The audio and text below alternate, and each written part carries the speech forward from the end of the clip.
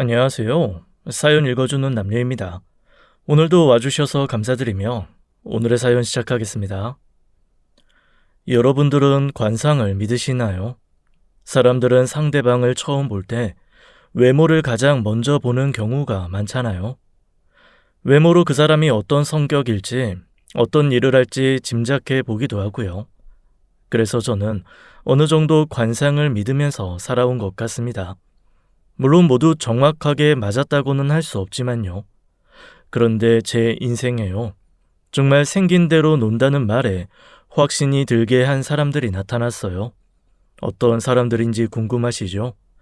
지금부터 바로 소개해 드릴게요. 저는 세상에서 가장 착한 아내를 둔 40대 남자입니다. 공대를 졸업해서 꽤 잘 나가는 IT 회사에서 근무하고 있어요. 아내도 같은 회사에 다니고 있었죠. 하지만 부서가 달랐어요. 저는 개발자였고 아내는 총무팀 직원이었습니다. 접점이 없었던 저희의 인연은 프린트기 앞에서 시작됐어요. 당시 저는 급하게 회의가 잡혀서 자료를 복사해야 하는 상황이었죠. 아내가 먼저 프린트기를 사용하고 있었고요. 제가 너무 급한 티를 냈나 아내가 먼저 배려를 해주더군요. 저기, 많이 바쁘신 것 같은데 먼저 하세요. 아내가 뒤돌아보면서 말하는데 저는 한동안 입을 뗄 수 없었어요. 한마디로 저는 아내에게 첫눈에 반했습니다. 저는 가까스로 정신을 차리고 서둘러 복사하려는데 프린트기 조작을 못하겠더군요. 자꾸 옆에 있는 아내가 신경이 쓰였던 거예요. 그때 제가 서툴러 보였는지 아내가 먼저 나서주더라고요. 프린트 사용이 어려우세요? 힘드시면 제가 해드릴까요? 아, 죄송합니다. 조금 부탁드려도 될까요? 아내는 제가 건넨 서류를 받으며 싱긋 웃어주었어요. 정말 선한 사람이라고 생각했습니다. 저는 이후로 일부러 그녀와 자꾸 부딪혔죠. 프린트기 앞에서요. 시간이 쌓이면서 우린 소소한 일상을 공유하기 시작했어요. 겪어보니 아내는 선한 얼굴만큼 바르고 착한 여자였어요. 그래서 전 결혼을 약속했죠. 그날은 아내 가족과 처음 만나는 자리였습니다. 아내의 부모님, 남동생과 저녁 시간을 함께 보냈어요. 분위기는 화기애애했습니다. 그런데 식사가 끝났을 무렵 찬물 끼얹는 소리가 들리더군요. 이거 남은 음식 좀 싸주시오. 맛있는데 서비스로 하나 더 싸줄 수 있나? 순간 저는 귀를 의심했어요. 예비 장인이 마땅히 돈을 주고 사야 하는 음식을 공짜로 하나 더 달라는 게 아니겠어요? 그러면서 덥수룩한 머리를 만지더니 이러시는 겁니다. 초면에 미안하네. 가발이 너무 더워서. 이마가 벗겨지면 공짜를 좋아한다더니 예비 장인이 가발을 벗자 휑한 머리가 보이더라고요. 곧 종업원이 남은 음식을 포장해서 가져왔죠. 음식을 확인하자마자 먹적게 한마디 하더군요. 서비스는 안 되나? 손님, 가격대가 있어서요. 대신 다음에 또 오시면 서비스로 넉넉히 드리겠습니다. 사장이 살갑게 손님을 달래자 옆에 앉아있던 예비 처남이 신경질적으로 반응하더군요. 아버지, 쪽팔리게 왜 이래? 아들이 예민하게 굴자 예비 장인은 민망했는지 바로 입을 꾹 다물더군요. 두 사람의 첫 인상은 조금 쎄하긴 했지만 제 아내와의 결혼 약속을 물을 만큼 강력하진 않았어요. 그렇게 저는 1년 연애 끝에 결혼했죠. 그런데 결혼하자마자 관상은 과학이라는 말에 확신이 들기 시작했어요. 처가 식구들은 장인어른, 장모님, 처남, 그리고 제 아내 이렇게 4식구예요. 결혼 전에는 장인어른이 건설 현장 일용직이긴 하지만 성실하게 일하고 계시는 줄 알았습니다. 그런데 그게 아니더군요. 노는 날이 일하는 날보다 몇 배로 많더라고요. 비가 와서, 피곤해서, 너무 더워서, 놀고 싶어서 핑계는 많았어요. 알고 보니 평생을 한량처럼 사신 분이더라고요. 남편이 성실하지 못하고 책임감도 없으니 가장 노릇은 장모님이 하셨다고 하더군요. 장모님은 안 해본 일이 없다고 하셨어요. 수선일, 생선공장, 닭발공장 등을 다니면서 집안 생계를 책임지셨대요. 나이 60이 넘은 지금까지도 식당에서 일을 하고 계세요. 하루 반나절 이상 제대로 앉아서 쉬지도 못하시면서 말이죠. 그래서 무릎이 많이 안 좋으십니다. 그렇게 힘들게 일해봐야 수입은 한 달에 고작 200만 원 남짓이라고 하더라고요. 그것마저도 장인 어른이 월급날마다 얌체처럼 가져가시는데 하루는 제가 있는 자리에서도 당당하게 요구하시더라고요. 아유, 오늘 월급날 아니야? 월급 들어왔으면 째까닥 이체해야지. 뭐 하고 있어? 이번 달에 돈 들어갈 때 많다니까. 그 돈 가져다가 또 뭐 하려고요? 아이, 네가 알아서 뭐 하려고? 남자가 뭐라든 여자가 사사건건 다 알려고 하지 마. 제가 겪어본 장인어른 성격은 아주 우악스럽고 드세요. 그리고 남성 우월주의가 엄청나게 강한 분이시죠. 장모님은 그 옛날 우리네 어머니가 그러셨듯이 희생의 아이콘입니다. 모든 것을 숙명이라고 생각하시고 그저 참고 견디시는 것 같더라고요. 이런 어머니의 성격을 가장 많이 닮은 사람이 바로 제 아내였습니다. 그날 그 사건이 터지면서 더 뼈저리게 느끼게 되더군요.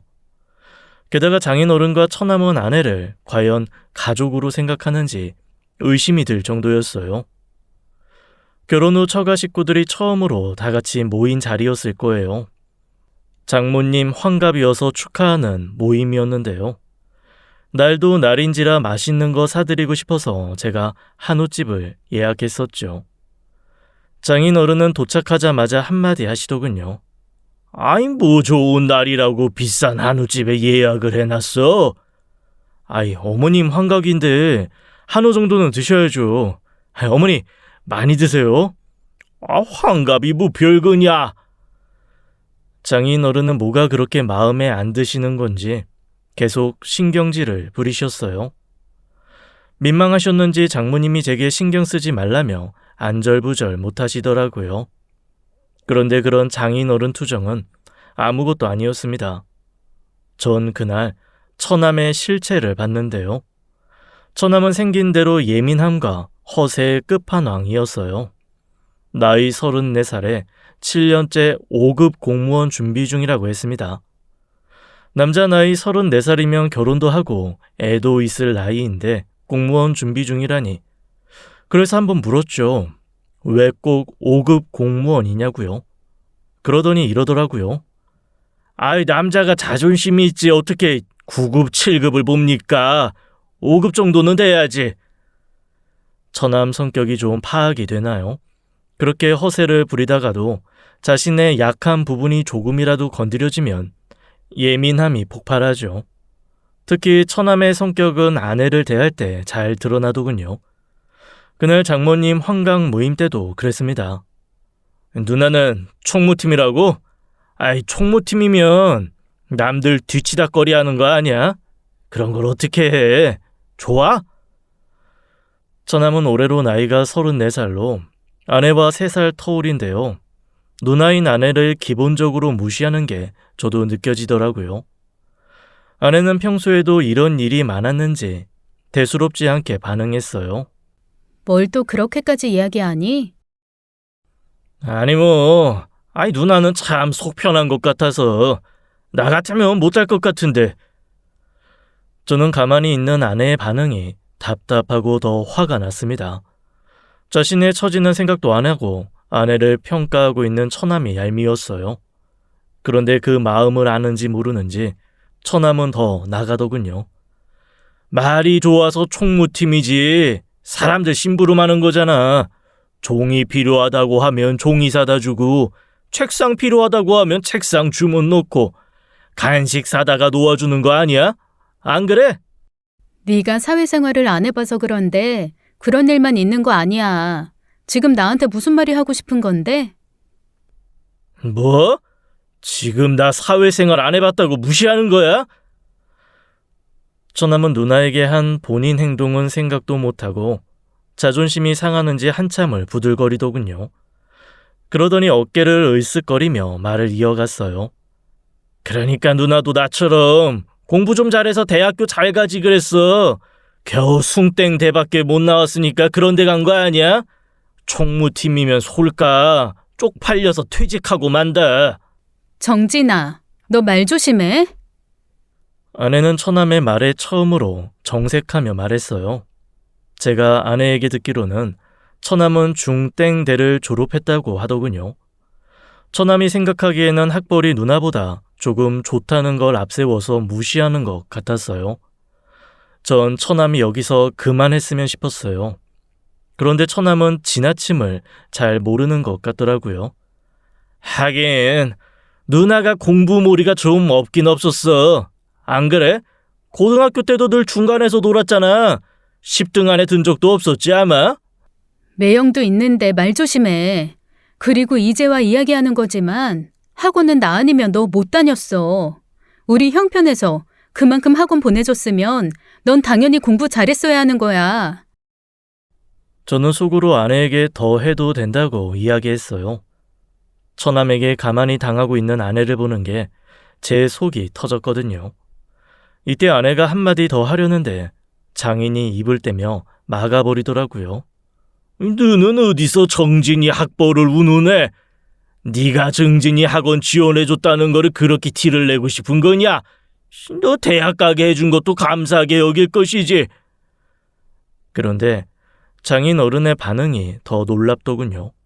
말인즉슨 처남의 학원비를 아내가 일을 해서 보태준 것 같은데 딸에게 칭찬은 못해줄 망정 타박을 하더라고요. 장인어른의 말에 아내의 어깨가 살며시 떨렸어요. 울음을 참고 있는 듯했어요. 저는 참고 있던 분노가 터져버렸습니다. 아버님, 학벌이 뭐가 중요합니까? 안 그래 처남? 사회 구성원으로 건강하게 한 몫을 하는 게 중요하지. 누나는 지금 정말 잘하고 있어. 같은 회사에서 일하고 있으니까 내가 제일 잘 알지. 매형, 틀린 말은 아닌데요. 요즘 같은 세상에 학벌도 무시 못해요. 그런데요, 학벌이 좋으면 뭐해요. 제 친구 한 녀석은 대학 졸업하고 지금 7년째 부모 집에서 빌부터 살고 있어요. 그리고 공무원 시험 준비 중이거든요. 만날 때마다 우리가 뭐라고 하는지 아세요? 밥벌어지라고 불러요. 근데 그 친구도 반박을 못해요. 맞는 말이니까요. 제 말이 끝나자마자 처남 얼굴이 벼락 맞은 것처럼 벌개지더군요. 처남이 발끈하며 제게 소리쳤어요. 매형, 지금 나 들으라고 하는 소리입니까? 내가 밥벌어지라고? 네? 저는 이미 처남의 상황을 잘 알고 있었지만 일부러 모르는 척했죠. 처남, 7년째 부모님께 빌붙어서 공무원 준비하고 있는 거야? 진짜? 난 다른 거 하다가 준비하는 줄 알았지. 난 전혀 몰랐어. 미안. 처남은 더 약이 올랐는지 어쩔 줄 몰라 하더군요. 남편의 대리 복수의 아내는 옆에서 숨죽여서 피식 웃었어요. 그 모습을 곁눈질로 본 처남이 의기양양하면서 제게 물었습니다. 그래서 매형은 무슨 대학 나왔는데요? 뻔하죠 뭐. 나? 고땡대에 나왔는데? 네? 고땡대요? 다행히 대학 잘 나와서 밥벌이는 하고 살아서 7년째 공무원 시험 준비는 안 해. 처남은 제가 졸업한 학교를 듣고 당황하는 와중에 한 번 더 일격을 당했죠.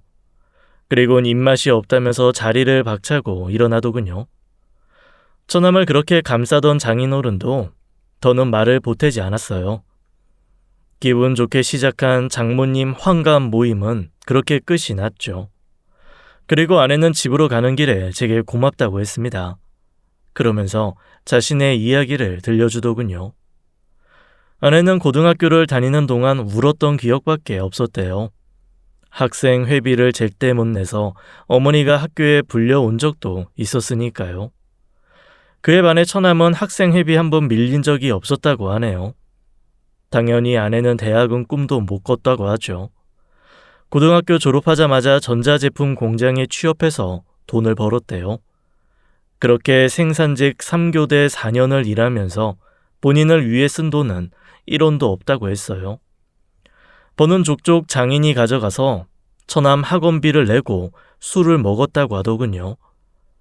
그래도 대학의 꿈을 포기할 수 없어서 상여금을 받으면 몰래 모았대요. 어느 정도 돈이 모여서 일을 그만두고 아내가 대학에 다니고 싶다고 말하자 장인 어른은 이렇게 말했다고 하더군요. 아, 일 그만두고 대학을 간다고? 네가 일 그만두면 누가 정진이 대학교 보내주냐? 에? 그리고 여자가 무슨 공부를 한다고? 동생 뒷바라지 하다가 시집이 나가면 그만인 것을.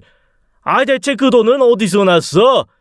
애비한테 월급 다 준 거 아니었냐? 어?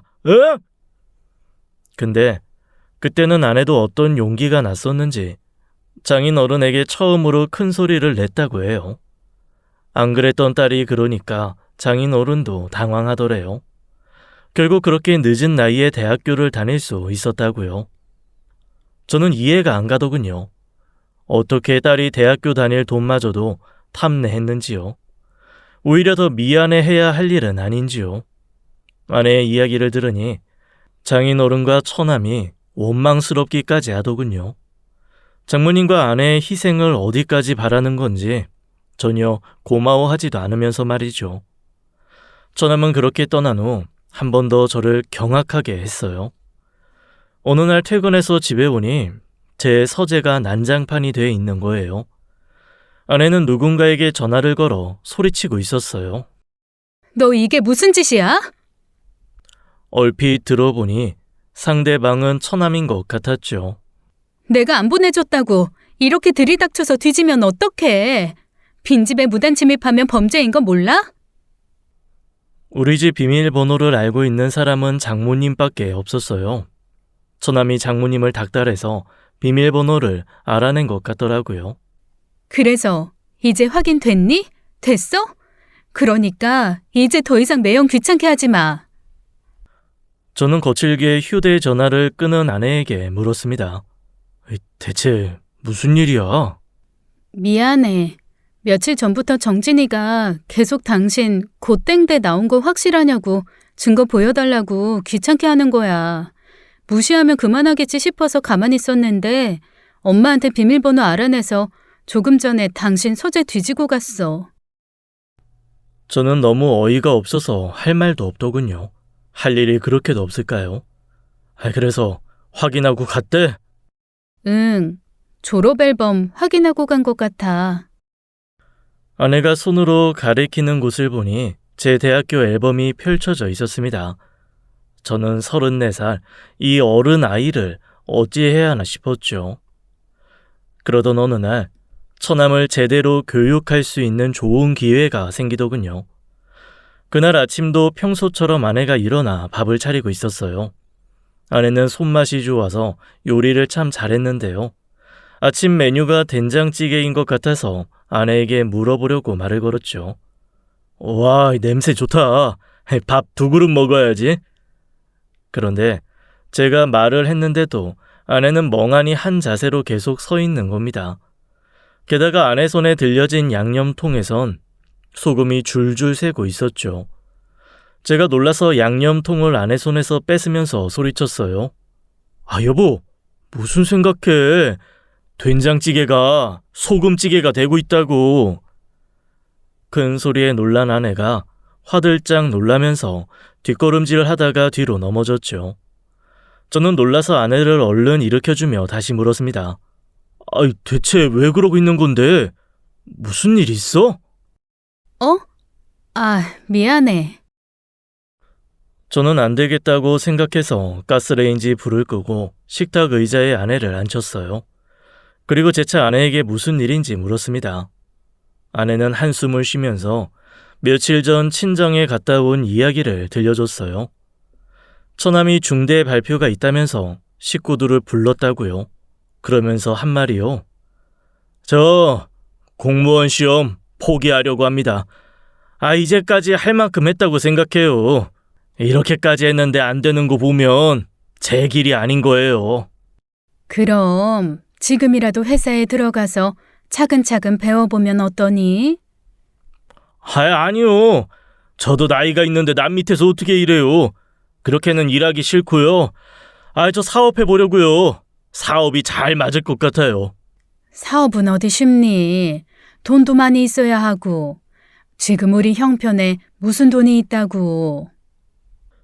지금껏 직업 한번 가져본 적 없는 처남은 돈이 있을 리 없고 장인어른 역시 평생을 한량처럼 살아오셨는데 돈 나올 구멍이 1도 없고 장모님은 생활비 벌기도 빠듯하시고 역시 믿을 만한 구석은 아내밖에 없었겠죠. 이날도 장인어른이 한몫하셨답니다. 보태긴 누가 보태? 당연히 정의가 해야지. 제가 무슨 돈이 있다고요? 너 대학 자금 모은 것도 상여금 같은 거 다서 몰래 모았던 거 아니냐? 지금 회사에서도 그런 거 줄 거 아니야? 그런 거 없어요. 그리고 이제 저도 결혼했는데 혼자 결정 못해요. 아니면 네 명의로 대출이라도 받아라. 정진이가 잘 되면 그까짓 거 2배로 갚아주면 될 거 아니야? 결국 모아놓은 돈 내놓을 거 아니면 대출이라도 받아서 사업 자금을 마련하라고 장인어른의 명령이 떨어졌다고요. 아내는 대출도 받기 싫고 이제 더 이상 처남에게 돈을 보태주기 싫다고 했어요. 그래서 어떻게 거절을 해야 할지 한참 고민했다고 했습니다. 저는 아내의 희생을 강요하는 장인어른과 처남에게 화가 치밀더군요. 그래서 이 기회에 처남에게 제대로 교육시켜주고 싶었습니다. 34살이나 처먹은 다 큰 어른이 철 모르는 행동을 더는 하면 안 된다는 것을요. 아내도 제 의견에 동의하더라고요. 저는 그 자리에서 바로 처남에게 전화를 걸었어요. 매형, 저한테 웬일로 전화를 하셨어요? 누나한테 사업 이야기 들었어. 이제 처남 나이도 있는데 뭐 언제까지 공무원 준비할 수도 없고 앞으로 내가 도와줄 테니까 한번 준비해 볼래? 사업 계획서 써서 가지고 와봐. 같이 고민해보자. 뜨뜻미지근하게 전화를 받던 처남은 제가 도와주겠다고 하자 바로 목소리 톤부터 바뀌더군요. 정말요? 진짜죠? 진짜 저 준비합니다. 처남은 사업이 진짜 하고 싶었는지 3일 만에 사업 계획서를 썼다면서 전화하더군요. 그리고 퇴근하는 저를 붙잡고 계획서부터 밀었어요. 처남이 푸드트럭 사업을 하겠다고? 네. 요새 너도 나도 한다는데 뭐 저라고 못하겠어요. 저는 처남이 썼다는 사업 계획서를 한참 읽어봤죠. 그런데 문제가 참 많더군요. 처남, 요리할 줄 알아? 무슨 요리로 할 건데? 주로 어디에서 팔 건데? 타겟층은? 네? 저의 계속되는 질문에도 처남은 대답을 못하더군요. 사업 계획서를 보니 그럴만했습니다. 처남, 사업 계획서 쓸 줄 몰라? 이런 것도 하나하나 일러줘야 해? 지금까지 뭘 배운 거야? 요즘엔 인터넷만 쳐봐도 나온다고. 다시! 네? 뭐라고요? 사업 계획서 다시 써오라고! 처남은 제게 한마디 하려다가 꾹 참더라고요. 본인의 성격을 가까스로 억누르는 게 보였죠. 그리고 정확히 일주일 후 처남은 다시 사업 계획서를 가져왔어요. 이번엔 또 사업 종목을 바꿨더라고요. 반려동물 사업? 이거 너무 레드오션 아니야? 그래도 반려동물 천만 시대 아닙니까? 다시. 네? 제가 다시 사업 계획서를 써오라고 하자 처남은 말없이 저를 째려보더라고요. 욱하는 감정을 계속 다스리려고 애쓰는 모습이었습니다. 사업 계획서를 돌려받은 손을 움켜쥐면서 부들부들 떨기까지 하더군요. 하지만 괜히 제 심기를 건드렸다가 돈을 못 받을까봐 참는 것 같았어요. 그리고 바로 다음 주 주말이었죠. 처남은 장인어른과 함께 우리 집으로 찾아오더라고요. 장인어른은 사람 좋은 척 살갑게 제게 말했어요.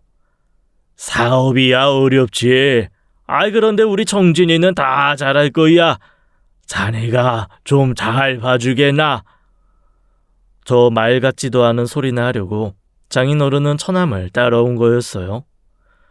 처남은 장인의 말에 힘을 얻었는지 제게 바로 사업 계획서를 보여줬어요. 아이스크림 무인가게? 요샌 무인가게가 대세예요. 뭐 인건비도 무시 못하니. 저는 처남의 말을 잘라버렸어요. 다시! 아이 진짜 매형, 지금 이거 몇 번째인지 알아요? 지금 나 가지고 노는 겁니까? 처남이 드디어 본색을 보여주더군요. 제게 불같이 따지더라고요. 그래서 저도 보란듯이 더 빈정거렸습니다. 맞아. 처남 정신 좀 차리라고 내가 교육시켜준 건데. 제 말을 듣자마자 처남이 분노하며 사업 계획서를 집어던지더군요. 매형, 지금 장난해요? 처남의 장난이라는 말에 저도 너무 열이 받더군요. 지금껏 인생을 장난처럼 산 사람이 할 말은 아니라고 생각했으니까요. 지금 내가 장난치는 것 같아?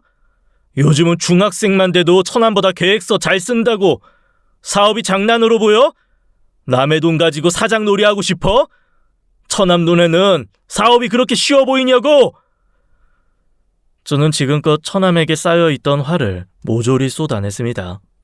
이렇게까지 그들에게 분노를 보여준 적이 없었어요. 장인어른과 처남도 당황했는지 더는 한마디도 못하더군요.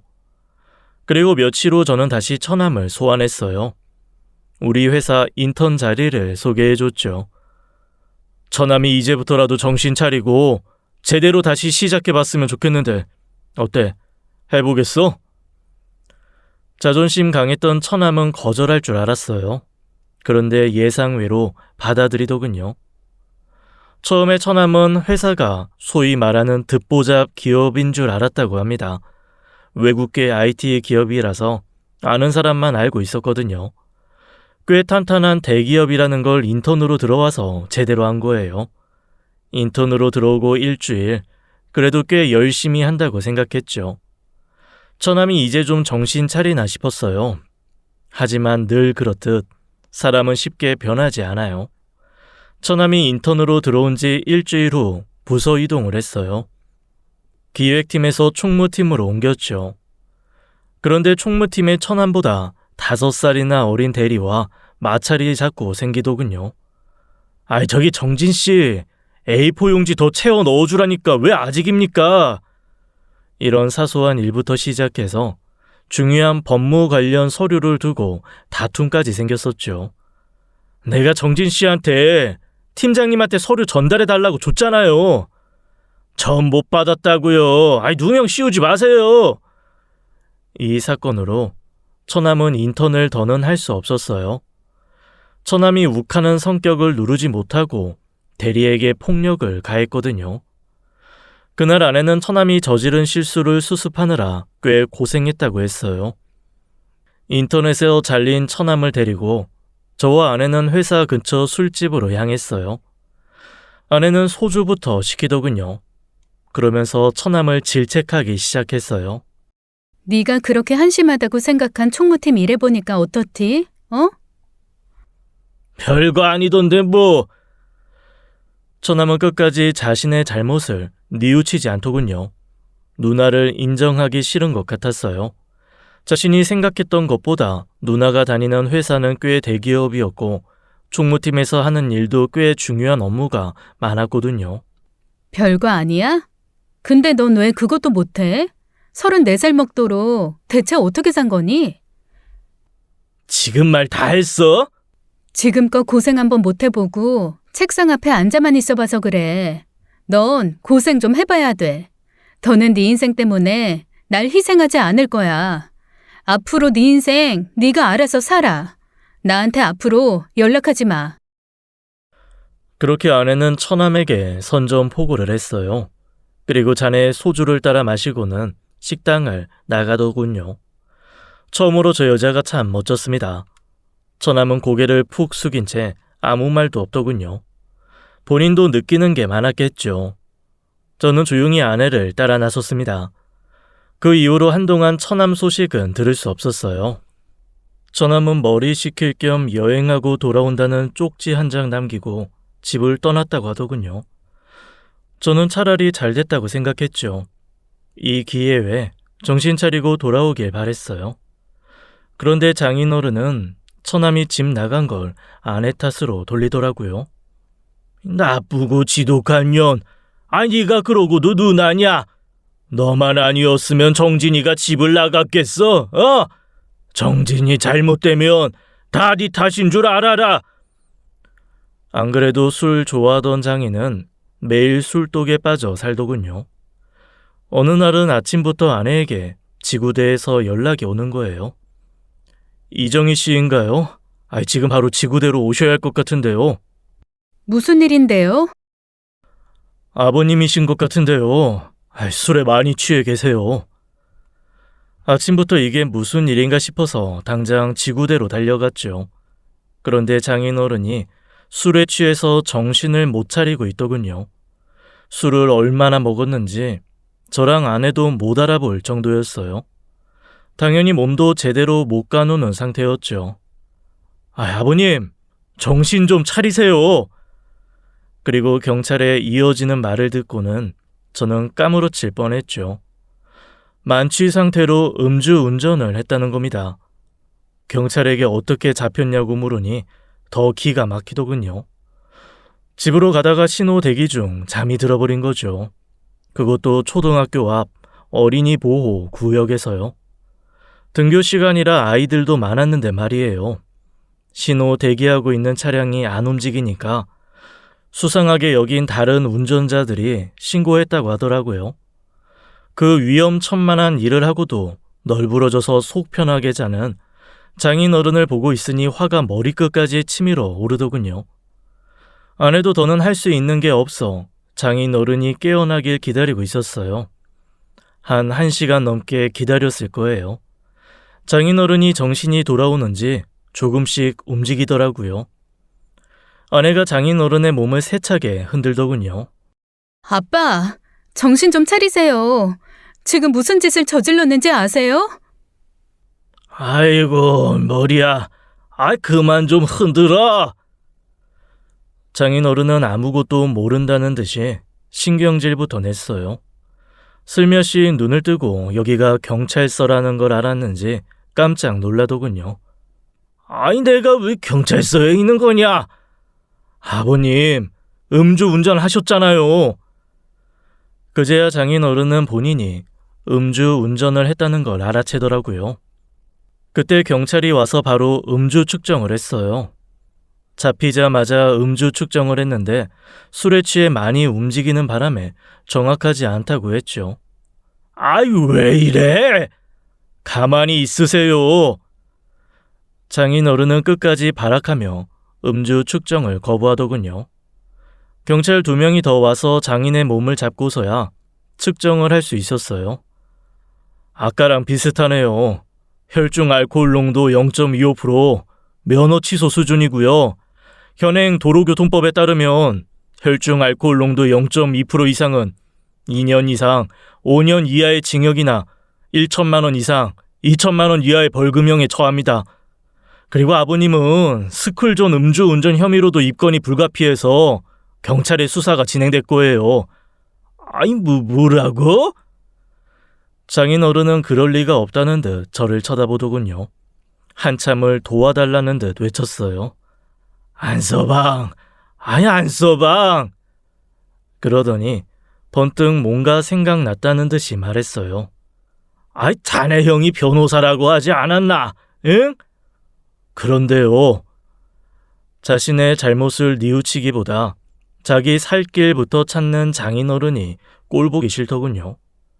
평생을 자기 힘으로 살아본 적 없는 사람이어서 더 그랬죠. 일이 커질 것 같은데 나 변호사 선임 좀 해주겠나? 응? 저는 딱 잘라 장인어른에게 말했습니다. 아버님, 죄송하지만 전 그러고 싶지 않아요. 아버님께서 지은 죄니까 죄값 받고 나오시든가 벌금을 알아서 스스로 해결하시든가 하세요. 저나 와이프한테 더는 손 내밀지 마시고요. 뭐? 너도 같은 생각이냐? 네, 아빠. 저도 더는 도와드릴 힘이 없네요. 아내의 말에 장인 어른은 더 불같이 화를 내더군요. 나를 무시하냐? 네가 이러고도 잘 살 줄 아냐? 인연 끊어라. 저는 장인 어른의 시끄러운 목소리가 더는 듣고 싶지 않았습니다. 마지막으로 한마디만 더 하고 우린 지구대를 나왔어요. 법대로 처벌해 주세요. 법대로. 아버님은 그래야 정신 차리실 것 같네요. 그럼 잘 부탁드립니다. 장인 어른은 어린이 보호구역에서 음주 운전을 했다는 사실은 인정하지만 다른 피해를 발생시키지 않았다는 점과 동종 전과 이력이 없다는 점을 호소했다고 하더군요. 결국 혈중 알코올 농도 0.2% 이상으로 면허는 취소되고 2천만 원의 벌금형을 받았어요. 장모님은 뒤늦게 이 사실을 알았지만 해결할 방법이 없었죠. 그렇다고 또 딸에게 신세를 질 수는 없었을 거예요. 이번엔 아내도 독하게 마음을 먹더군요. 언제까지 자신이 희생할 수 없으니까요. 그때부터 장인 어른은 일을 조금씩 했나 보더라고요. 그 변화가 놀라워서 한 번은 장모님이 아내에게 전화까지 했어요. 정희야, 네 아빠가 드디어 정신을 차린 것 같구나. 며칠 전부터 일을 나간다. 그러나 장인 어른에게 큰 기대를 한 걸까요? 그 희망은 일주일 갔다고 하더군요. 일당을 받으면 그날 전부 술 먹는 데 써버리고 진상은 집에 와서 다 부렸다고요. 얼마 후 장모님은 더는 이렇게 살고 싶지 않다면서 큰 결심을 하셨습니다.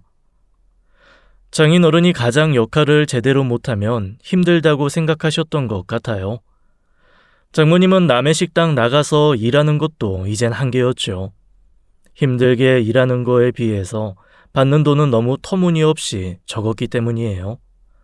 그래서 장모님은 작은 식당을 하나 차리기로 한 거예요. 장모님은 평소에도 손맛이 참 좋았거든요. 제가 처가에 갈 때마다 내어주시는 음식은 다 맛있었어요. 저는 용기를 낸 장모님에게 힘을 드리고 싶었죠. 그래서 걱정하실 때마다 좋은 이야기를 많이 해드렸어요. 어머니, 손맛 정말 좋아요. 저는 매일 먹고 싶을 정도예요. 이왕 차리는 거니까 자신감 있게 하세요. 아내도 장모님이 처음 도전하시는 거라며 힘을 보태더라고요. 그래, 엄마. 언제까지 남의 식당 가서 일만 할 거야? 나도 시간 날 때마다 많이 도와드릴게요. 우리의 응원에 장모님은 힘을 얻으셨는지 뚝딱뚝딱 식당을 차리시더라고요. 식당에서 일하신 10년의 세월을 무시 못하겠더군요. 주변에 사무실이 많은 동네였어요. 거기에 차린 국수집이었죠. 작은 평소에 단출한 메뉴였지만 음식 맛이 좋아서 빠르게 소문이 났죠. 단기간에 찾는 손님도 늘어났어요. 메뉴는 멸치국수, 김치국수, 해물국수 이렇게 3가지였는데 사람들에게 골고루 인기가 많았습니다. 이렇게만 장사를 해도 살림이 좀 숨통이 트이겠다고 생각했어요. 그런데 하늘은 끝까지 도와주지를 않더군요. 식당을 오픈한 지 한 6개월 정도 됐을 거예요. 호흡기 바이러스 감염병이 생기더니 삽시간에 전 세계로 퍼지더군요. 정부는 사람들의 외출과 만남을 통제하기 시작했어요. 저희는 일도 재택근무로 하게 됐죠. 네, 말 그대로 보기 좋게 장모님 가게는 오픈하고 반년 만에 망해버렸어요. 그렇게 모두가 망연자실해 있었죠. 그러던 어느 날이었어요. 그날도 저희는 재택근무를 하고 집에 있었습니다. 그때 누군가가 우리 집 현관문을 세게 두들기는 거예요. 그것도 끊임없이 계속이요. 누군가에게 쫓기는 사람인가 싶어서 모니터로 확인했죠. 그런데 장모님인 거예요. 얼른 문을 열었더니 장모님 얼굴이 말이 아닌 겁니다. 주먹으로 맞았는지 눈에 시퍼렇게 멍이 들어 있었어요. 놀란 아내는 어머니를 집안에 들이자마자 물었습니다. 엄마, 얼굴이 이게 뭐야? 누구한테 맞았어? 설마 아빠가 그런 거야? 장모님은 쉽사리 이야기를 못하시더라고요. 아내는 답답하다는 듯이 장모님을 다그쳤어요. 얼른 말해보라니까. 아빠가 이제 때리기까지 하냐고. 장모님은 참고 있던 눈물을 흘리시면서 힘겹게 입을 떼시더군요. 자기가 식당 하지 말라고 그렇게 말렸는데 기어이 해서 망했다고. 이제 어쩔 거냐고. 아내는 장모님의 이야기를 듣더니 깊은 한숨을 내쉬었어요. 터질 게 터졌다고 생각한 거예요. 안 그래도 장모님이 식당을 차릴 때 장인 어른의 반대가 무척 심했다고 했어요. 지금 살고 있는 아파트 담보로 대출을 받았다고 했거든요. 아무리 그래도 본인이 한 짓은 생각도 안 하고 폭력까지 휘둘렀다는 게 믿기지 않았어요. 장모님은 다 잘 살기 위해서 한 거잖아요. 전 당장이라도 찾아가서 따지고 싶었습니다. 그런절 장모님이 붙잡으시더군요. 아니야. 지금 가봐야 그 양반 성격 못 꺾어. 자네만 더 화날 거야. 그러니까 가지 말게. 그럼 엄마는 아빠한테 쫓겨난 거야? 집 나가래? 불같이 화내면서 이 집에서 나가라는데 어쩌니. 가방 하나 못 들고 나왔다. 당시 저희가 살고 있는 집은 서울의 방 2개짜리 아파트였어요. 집이 작아서 당장 장모님을 모실 수가 없었죠. 그래서 다음날 바로 아파트 옆에 위치한 원룸을 하나 얻었습니다. 당분간 장모님이 있을 공간이 필요했으니까요. 장모님은 제게 무척 미안해 하셨죠. 내가 자네한테 참 면목이 없어. 좋은 꼴 보여줘도 모자랄 판에 매일 싸우고 안 좋은 모습만 보여줘서. 그런 거 생각하지 마시고 당분간 편하게 계세요. 운이 좀 안 좋았을 뿐이에요. 장모님 잘못이 아닙니다. 그러니 너무 자책하지 마세요. 아셨죠? 그렇게 장모님은 원룸에서 숨 좀 돌리셨을 거예요. 하루는 휴일을 맞아 장모님과 함께 시간을 보내기로 했죠. 그렇게 우리는 집에 함께 모여 있었어요. 보쌈 주문도 하고 마실 거리 세팅도 했어요. 오랜만에 집안에 활기가 넘쳤습니다. 저는 기분 전환이 필요했는데 타이밍이 좋았다고 생각했어요. 그런데 불청객이 찾아오더군요. 누군가 계속 현관문을 발로 차더라고요. 깜짝 놀란 아내가 모니터를 보고는 문을 열어주지 말자고 했어요. 장인어른이었거든요. 문 열어! 문 열라고!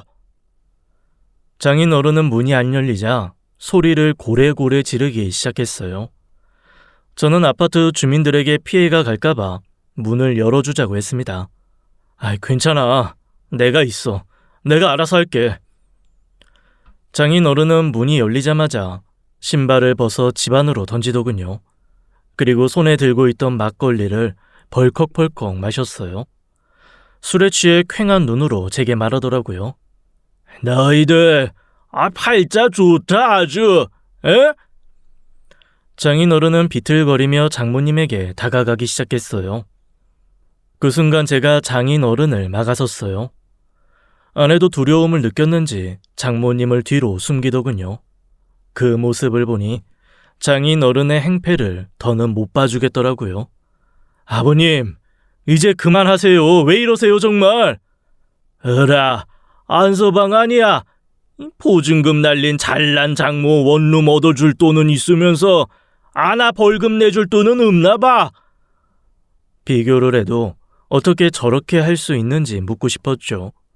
장인어른의 비아냥거림은 끝을 몰랐습니다.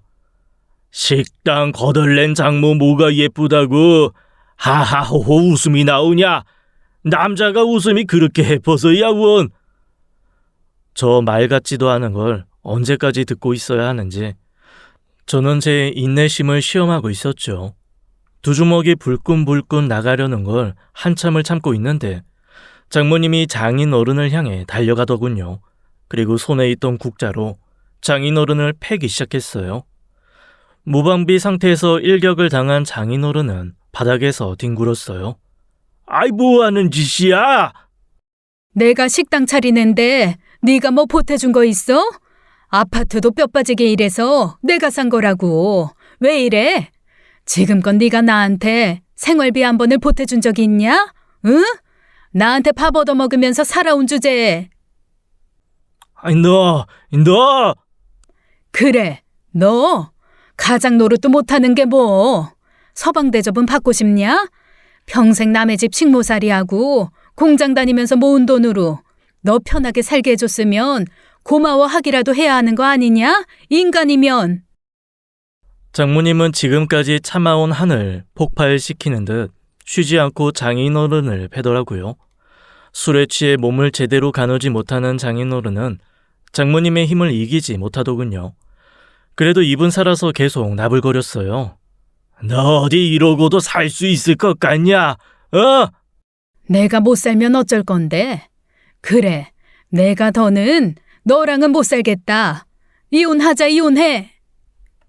장인어른은 장모님의 입에서 이혼이란 말이 나오자마자 그런 힘이 어떻게 났는지 벌떡 몸을 일으키더군요. 그러더니 순간 손을 들어 장모님을 때리려고 하는 거예요. 저는 욕하는 것도 아까워 장인어른의 멱살을 잡았어요. 그리고 비틀거리는 장인어른의 몸을 끌어서 집 밖으로 끌어냈어요. 장인어른은 씩씩거리며 집 안으로 다시 들어가려고 발악을 하더군요. 저는 끝까지 막아서며 장인어른에게 말했죠. 주거 침입으로 또 신고해드려요? 벌금 더 붙게 해드릴까요? 이제 그만하시죠. 네? 뭐? 네가 감히... 다시는 제 아내나 장모님 앞에 나타나지 마세요.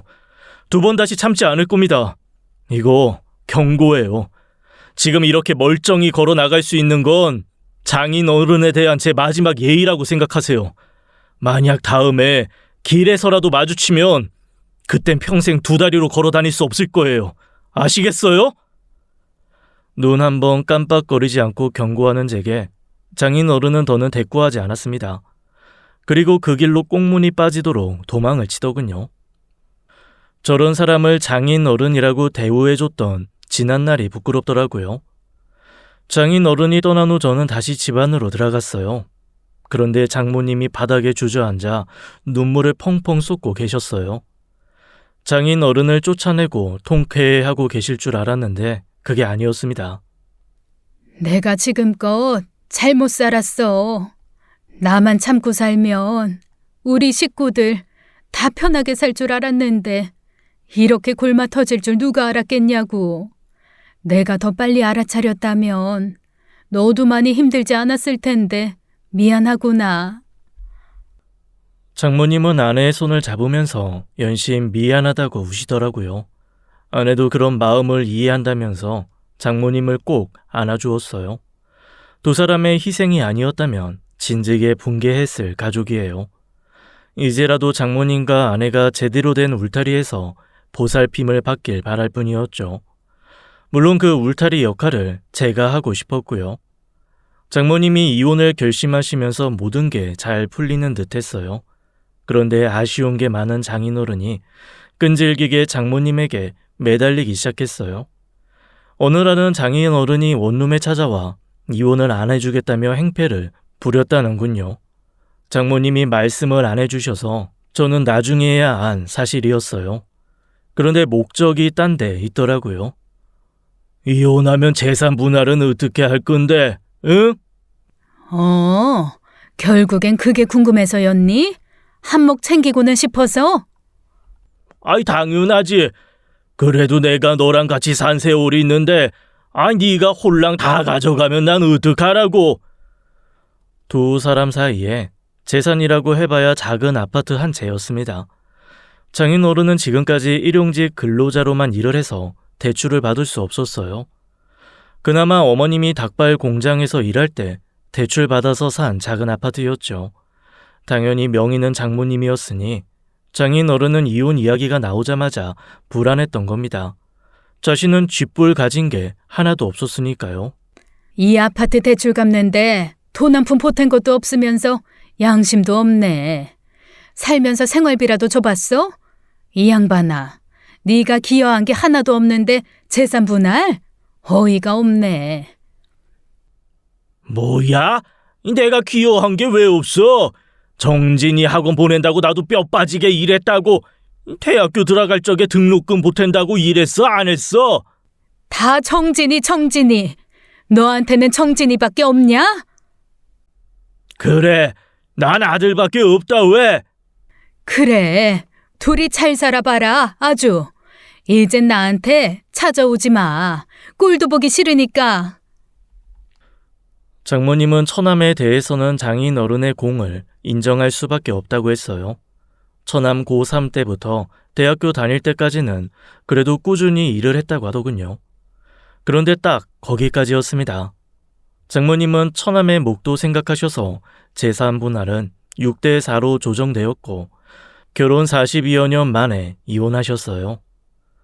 장모님은 이혼하면서 집을 팔고 그때 생긴 목돈으로 다시 국수집을 차렸습니다. 처음 문을 열었던 동네 바로 옆 동네예요. 메뉴도 똑같이 멸치국수, 김치국수, 해물국수 3가지였죠. 그런데 문을 열자마자 어떻게 알았는지 예전 맛을 기억하는 사람들이 찾아오더군요. 어서 오세요. 예전에 저 옆 동네에서 하던 그 국수 가게 맞죠? 금방 없어져서 너무 아쉬웠어요. 정말 맛있었거든요. 이제 어디 가시면 안 돼요?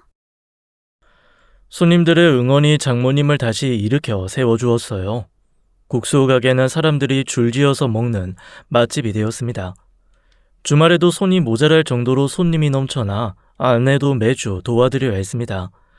늘 힘없고 지쳐있던 장모님의 얼굴엔 생기가 넘치기 시작하더군요. 저는 이런 모습이 보기 좋았습니다. 장모님의 변화에 아내도 저도 웃는 일이 더 많아지더라고요.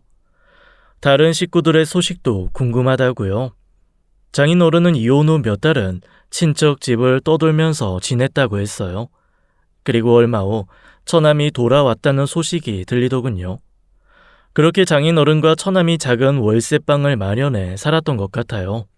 소문에 의하면 처남이 여행을 가느니 어쩌니 하더니 지금까지 애인을 바꿔가면서 그녀들에게 빌부터 살다가 온 것 같더라고요.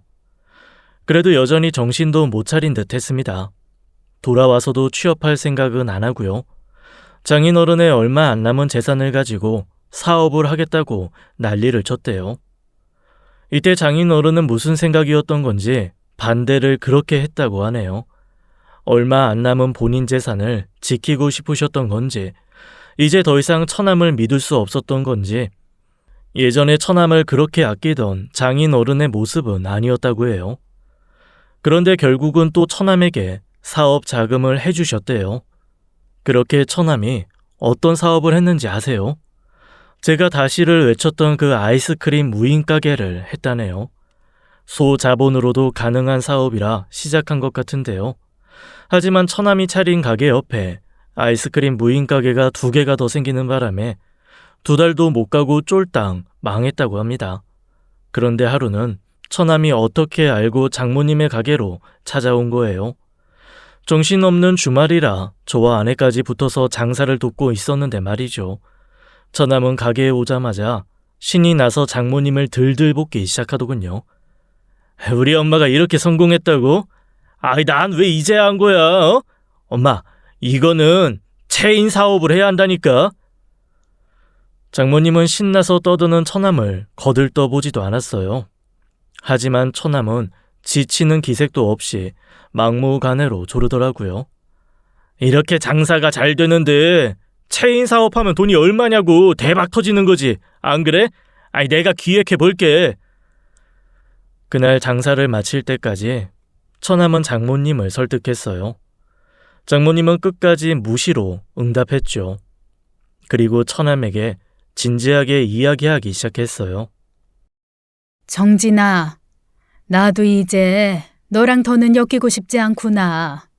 엄마가 모질다고 생각해도 어쩔 수 없어. 너랑 모자 인연은 여기까지야. 우리 서로 모르는 사람으로 살자. 그래야 너도 살고 나도 살 것 같구나. 아이, 엄마, 왜 이래? 나랑 인연 끊고 싶어? 체인 사업 이야기 때문에 그래? 에이, 그럼 하지마. 그럼 나 여기 셔터맨으로 살까? 엄마 혼자서 장사하면 힘들 거 아니야. 내가 도와줄게. 어때? 처남은 알면서도 모르는 척 하는지 의심이 들더군요. 어떻게 눈치가 이렇게 없어도 되는 건가요? 이정진, 지금껏 널 지원해준 엄마 누나한테 할 말 없니? 고마운 마음이 조금이라도 있긴 있는 거니? 고마운 마음이 조금이라도 있다면 당장 떠나거라. 그리고 이제 더는 보고 싶지 않구나. 앞으로 찾아오지 말거라. 엄마, 이렇게 아들을 버린다고? 어? 장모님은 목 놓아 외치는 처남을 두고 망설임 없이 가게를 나가시더군요. 남겨진 처남은 한동안 멍하게 있었어요. 장모님이 그렇게 뒤돌아설 줄 몰랐던 거죠. 저와 아내도 조용히 장모를 따라 나섰습니다. 그렇게 가게를 떠난 처남은 장인 어른도 버리고 집을 나갔다고 하더군요. 지금 그의 행방을 아는 사람은 아무도 없어요. 부디 정신 차리고 잘 살고 있길 바랄 뿐입니다. 장인 어른은 그나마 있던 돈도 처남이 사업 자금으로 날려서 빈털터리가 됐죠. 게다가 음주운전 벌금도 못 내서 노역장까지 다녀왔다고 해요. 그동안 불쌍하다고 받아주던 친척들도 등을 돌렸다고 하고요. 지금은 노숙자 신세로 어디 쉼터를 전전하며 살고 있다는 소문만 들립니다. 저는 오늘도 제 아내와 장모님의 울타리가 돼서 가족을 지키는 중이에요. 그리고 소중한 가족이 한 명 더 늘었어요. 우리 아들이 생겼거든요. 이제야 제대로 된 가족이 완성된 것 같습니다. 저는 더욱 튼튼하고 울창한 울타리가 되도록 노력해야겠습니다. 지금까지 제 이야기가 어떠셨나요? 관상은 과학이라는 말이 정말 맞는 것 같나요? 전 그 생각에 조금 변화가 생겼어요. 관상보다는 심상을 예쁘게 먹으면 어떤 운명도 바꿀 수 있다고요. 모든 것은 마음 먹기에 달렸다는 거예요. 왜 웃으면 복이 온다는 말이 있잖아요. 이젠 그 말을 한번 믿어보려고요. 여러분도 앞으로 긍정적인 생각하시고 웃는 시간 많이 보내시길 바랄게요. 그럼 저는 이만 사연 마칠게요. 감사합니다. 지금까지 사연 읽어주는 남녀였습니다. 끝까지 함께 해주신 여러분 감사드리며 저희는 다음 사연으로 돌아올게요. 감사합니다.